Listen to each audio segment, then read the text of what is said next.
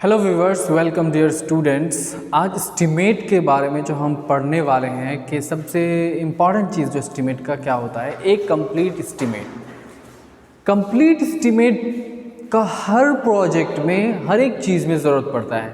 आप एस्टीमेट के अंदर जो सारा कॉस्ट लगता है, the cost involves in the estimate during the preparation of estimate, there are several points should have to be noted, है ना।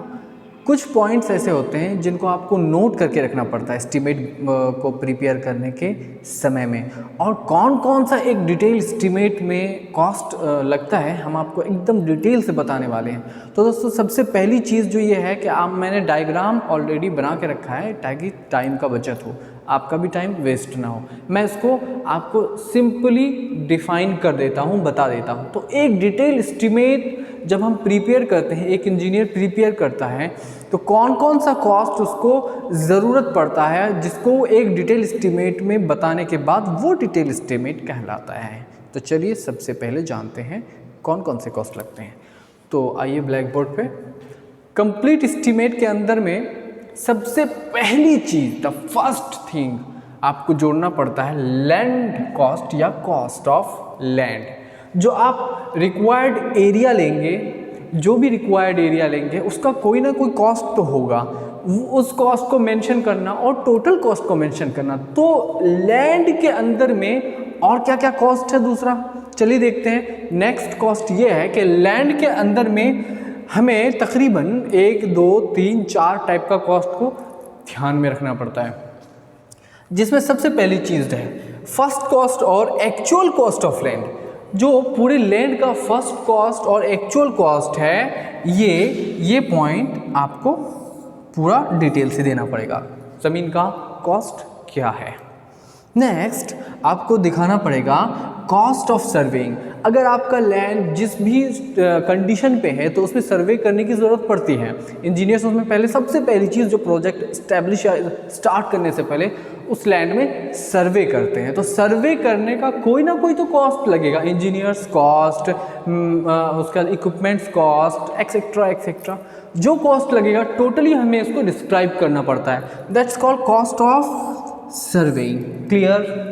Next, cost of examination of deeds, title of land and execution of deeds. देखिए, कहीं जहाँ पे भी आप project कर रहे हैं, टाइटल ऑफ लैंड क्या है, इरिगेशन, ये वो कौन सा, ये सारा प्रक्रिया जो ऑफिशियल प्रक्रिया होता है, प्रोसेस होता है, इन सब में भी कॉस्ट लगता है। Cost of examination of deeds, जो वर्क किया जाएगा उससे रिलेटेड, दैट्स कॉल्ड एग्जीक्यूशन।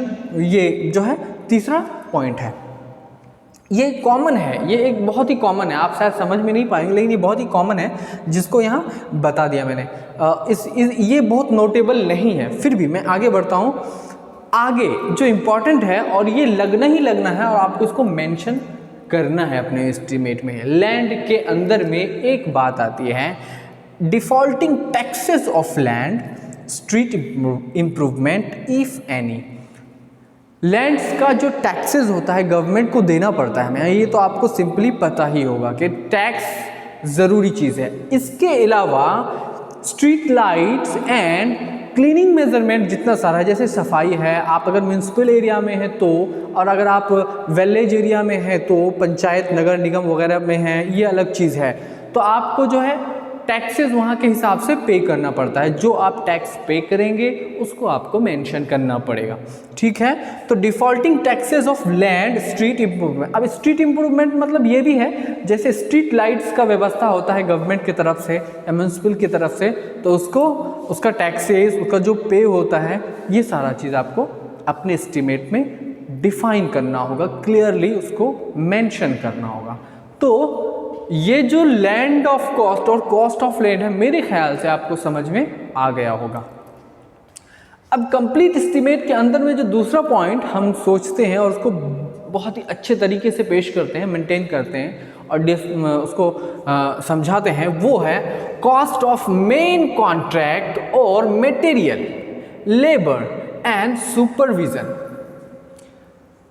जो कॉन्ट्रैक्ट है, अगर हमने कोई प्रोजेक्ट स्टार्ट करना है या कर दिया है या कर रहे हैं, तो कॉस्ट ऑफ मेन कॉन्ट्रैक्ट जो है, कॉन्ट्रैक्ट कितने का था, ठीक है, ये सारा चीज़।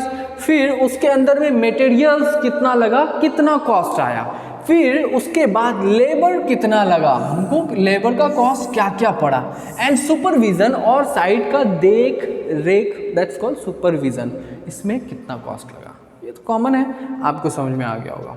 अब थर्ड में आते हैं, ये बहुत ही इंपॉर्टेंट है, contingency 5% of the work for extra works.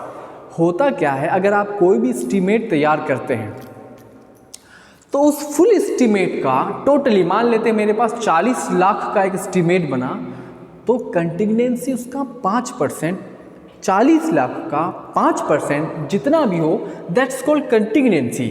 Extra cost उसमें फिर ऐड करते हैं। क्यों करते हैं, हमारे पास एक्स्ट्रा वर्क जो शेड्यूल्ड नहीं है, समटाइम्स कोई भी एक्स्ट्रा वर्क आ जाता है हमारे पास, तो उसको करने के लिए 5% एक्स्ट्रा हमें मेंशन करना पड़ता है। कभी भी आप कोई प्रोजेक्ट कर रहे थे, मान लेते हैं आपको साइट में एक ट्यूबवेल करवाना पड़ा, अगर कॉमन में करते हैं, और गवर्नमेंट से सप्लाई लेना पड़ा वाटर, तो वो अलग सी चीज़ है। या कोई भी एक्स्ट्रा वर्क करना पड़ गया जिसका आपका एस्टिमेट में नहीं है, तो उसके लिए ऑलरेडी एक प्रबंध जो है, यानी इसका फैसिलिटी, कंटिजेंसी इसी को कहते हैं, एक्स्ट्रा जो है ना, उसके लिए एक्स्ट्रा हम 5% ऐड करके रखते हैं।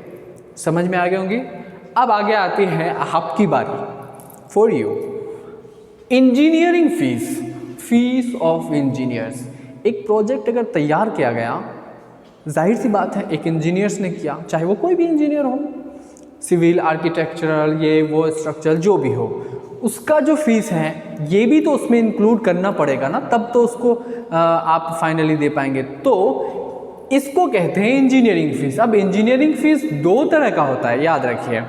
सबसे पहली चीज़, कॉस्ट फॉर प्लान, आपने उस प्रोजेक्ट के लिए प्लान तैयार किया, डिज़ाइन दिया, एस्टीमेट बनाया, यही जो हम बता रहे हैं इसी को आपने बनाया, एस्टीमेट बनाया, एंड सेक्शन फी, और सेक्शन का भी, वो जो हम प्लान वगैरह बनाते हैं उसमें सेक्शन भी बनाते हैं।